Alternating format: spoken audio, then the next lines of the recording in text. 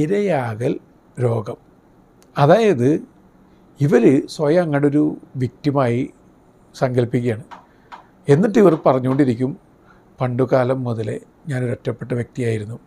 അതായത് ഇവരിലേക്ക് നീണ്ടുപോകുന്ന കമ്മ്യൂണിക്കേഷൻ്റെ പാല ഇവരെ മുറിച്ച് കളയും രണ്ടായിട്ട്.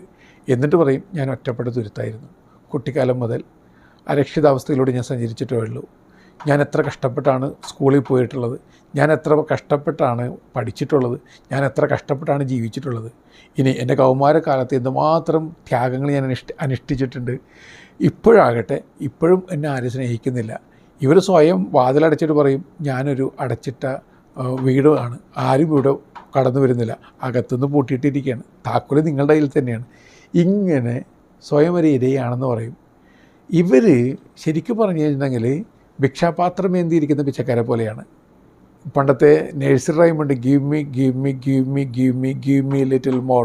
കുറച്ചുകൂടി തരിക, കുറച്ചുകൂടി തരിക, സ്നേഹം, പരിഗണന, കുറച്ചുകൂടി തരിക, സാന്നിധ്യം, കുറച്ചുകൂടി തരിക, സമ്മാനങ്ങൾ, കുറച്ചുകൂടി തരിക, ബഹുമാനം, എല്ലാം എനിക്ക് വേണം. പക്ഷേ ഞാൻ ആർക്കും കൊടുക്കില്ല.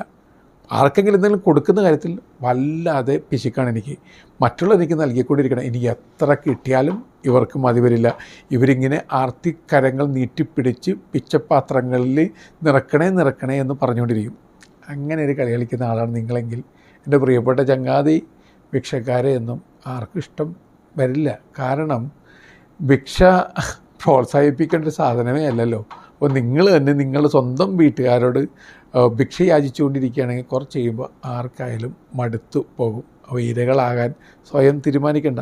സ്വന്തം ഇച്ഛാശക്തി കൊണ്ട് ആ ഒരു ടെൻഡൻസിയെ മാറ്റുക.